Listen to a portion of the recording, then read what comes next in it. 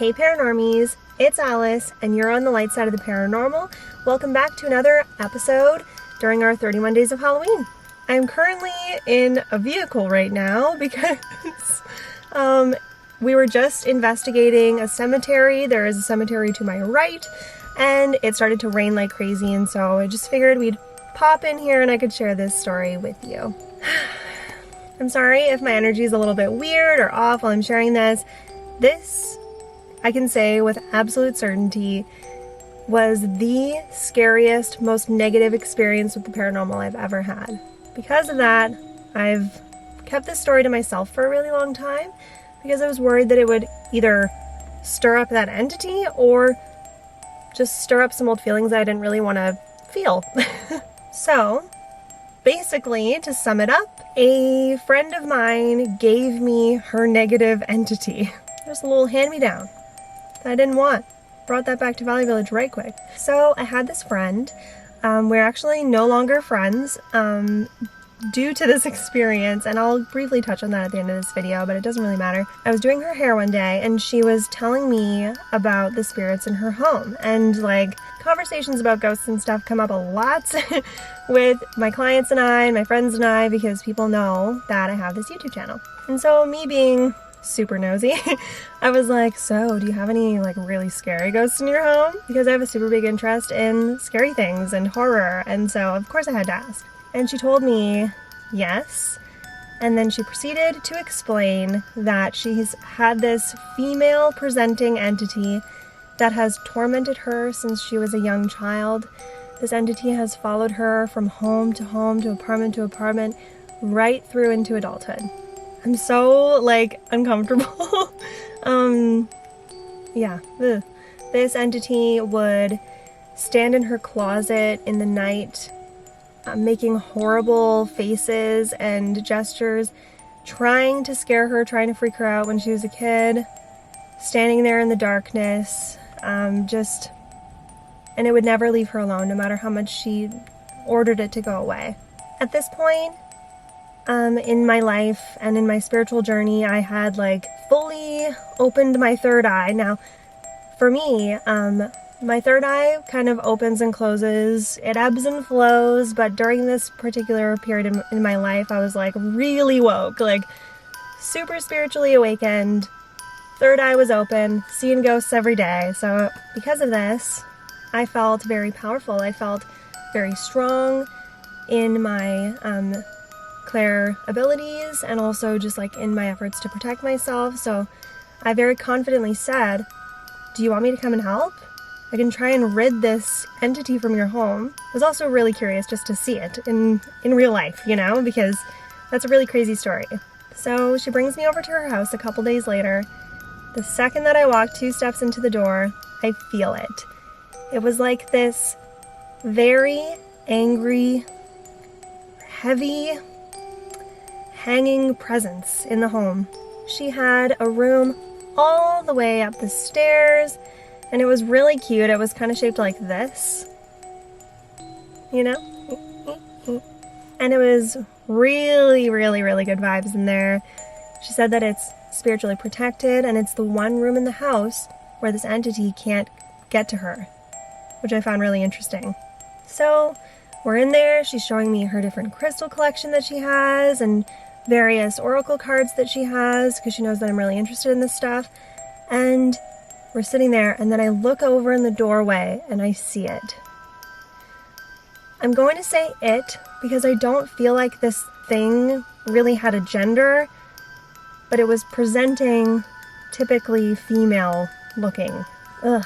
And it was like if you could feel energy, like squiggly lines coming off of someone, it was just like seeping, like black squiggly lines, energetically speaking, off of it. And it was just standing there in the doorway, very abnormally positioned, like in a very like weird, unnatural way, staring at her. It looked like a mannequin. I can do this. It was about 8 feet tall, I would say, from floor to the top of its head. Very, very, very pale skin, black, sunken in eyes. Like there weren't actual eyeballs there. It was just like holes, like big dark holes for eyes. I remember there being dark hair, but I can't remember if it was long or short. It was wearing like a long black dress. Formal attire. Yeah, just like a weird, scary mannequin is how I could try and describe that. And I can't forget to mention the very menacing, gigantic mouth. Like, the corners of the mouth probably came to about here on either side. And like, yeah, just like really long chin, really big mouth. Ugh. So then this friend, she's like, oh, I'm really thirsty. Do you want a glass of water? And I said, yes, please. And then she got up to go downstairs and get us some water. And this is where I made a grave mistake. Please learn from me through this. I certainly will never make this mistake again. This is where things took a very bad turn. So now it's just me upstairs with this entity, okay? And I very cocky, very confidently was like, you're never gonna get her. I can't believe you've been trying this whole time for this many years. Like, like you should just give up. You're not as powerful as you think you are. Good will always triumph over evil, don't you know that? Like, I was taunting this thing because I was so confident that I was gonna get rid of it and like everything was gonna be okay. And yes, good does always triumph over evil, but you still have to be really freaking careful. This is my first encounter with evil. So then, as I was saying all of this, it like slowly backed up until it just like vanished into a dark corner. So then she came upstairs and I was like, yeah, so I told her off and I saw her disappear, so should be good now. Which it's not that easy. But like I said, I was just really confident in this time of my life. And yeah, so she felt really good. She felt like the energy was clear and I felt it too. I felt like this heaviness just kind of dissipate. So I go home and I'm like, I did good today. As usual with my story times, I go and I sit my butt on my couch and I have this big picture window. And so I'm sitting on my couch and I happen to glance out the window and I see it, the thing, the entity, standing in my yard outside, in my front yard. And I kind of had to do a double take. It was like, oh my gosh, okay. Hello, I recognize you. And I was just kind of staring in disbelief, honestly. But then I thought, no, I can't pay attention to it or else I'm just feeding it my energy and I don't want it to think that I'm afraid of it. So I just tried to like ignore it to the best of my abilities, which is hard, obviously. Freaking terrifying. Then I get up because I'm gonna go get some snacks and I notice she's now inside my house. Standing in my porch. Just invited herself in. And I was like, oh shit. So I run and I put my black tourmaline necklace on and I still on my way to get those snacks. I'm not gonna stop getting snacks. Did not lose my appetite yet. But obviously I'm very fearful and I start surrounding myself with white light and surrounding Chris with white light as well. Fortunately, my stepson was not home. And so I go into the kitchen and I open the fridge and I hear like this very loud, echoey scream. Like if you were to scream shrill at the top of your lungs in a stairwell, that's what it sounded like. And it was coming, it kind of sounded far away, but it was coming from my right side, from behind me. And so I was like, oh, what the heck? And I turn around and she is flying at me, top speed, mouth wide open, eyes bigger than ever. The holes were huge. Like, we're talking like the mouth must have been like this big. Okay. And flying at me, arms stretched out, like I feared for my life in this moment. I'm not gonna lie. You guys know I don't get scared very easily. I'm very desensitized, but I was petrified. And the hardest part was only I could see it. Only I could experience it. Only I could hear it. It's very lonely. in that moment, you know? Oh, and also, she had teeth that I didn't see initially until she was flying at me. They were also very long. But when she got like this close to me, she just vanished. It was like, ah, boop, gone. It was so scary. This happened about 4 times within the course of 2 or 3 days. And I tried everything. It felt like anyway. You know, I would order her out. I would order her to leave. You can't be here. You're not allowed to be here. I was protecting myself to the best of my abilities, but it just wasn't working. I would have horrible night terrors just with her. It was always her or it or whatever it was.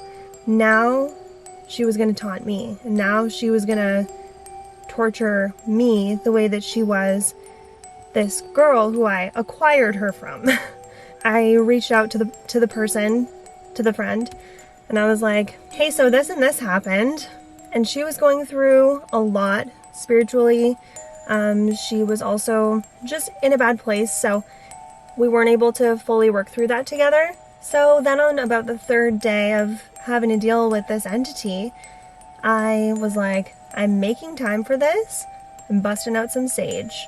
I saged the crap out of myself, my pets, my husband, every single corner, every single nook and cranny of my house.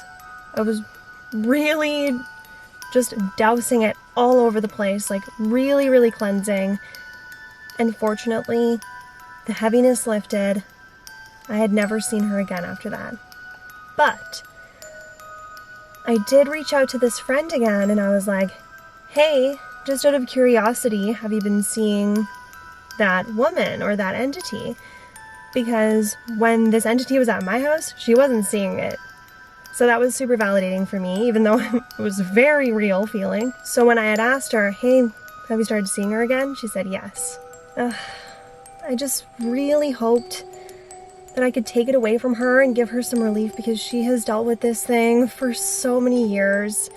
And 3 days it felt like an eternity. It was so unbearably terrifying and just like overwhelming and negative, and I didn't want to be home. I didn't want to be in my house. Yeah, so I was really disappointed in myself that I wasn't able to help her, but at the same time I was so relieved that it wasn't in my house anymore. After this, after she got her entity back, we stopped talking. She stopped responding to my messages, and she did end up moving cities, so I hope that she's okay. I hope that she's well, you know. I can only imagine what she has gone through with this entity, and I'm sending her love and light, and I just really hope that she's okay. But that was a huge lesson for me. You do not, first of all, get up off your psychic high horse, Alice, because you just can't act like your psychic shit don't stink, you know what I mean? It's just a recipe for a disaster. Always protect yourself. Do not taunt them. Do not be cocky about it. Like, always take the proper precautions, no matter how confident you are in yourself. I hope that you enjoyed this very uncomfortable, but very scary and hopefully entertaining story time. I've been wanting to get this off my chest for a long time. I know that it's really intense, and I'm just grateful that this is in the past now. It's been a couple years. And if spooky and paranormal content is your jam, become a part of our Paranormal fam by clicking that subscribe button. Boop that like button if you want to see more personal story times through the paranormal. And be sure to follow... Did I just see someone walk by? I'm just a little freaked out after sharing that story. And be sure to follow Jen and myself on Instagram at TLS_paranormal. And we also have personal Instagrams. All that information will be in the description. And as always, live your life with love and light. We'll see you tomorrow. Bye. Oh my gosh, Paranormies, look at this freaking song. We just turned the car on, sitting in a cemetery, and Who Will Save Your Soul comes on. Thanks, Jewel. Love you.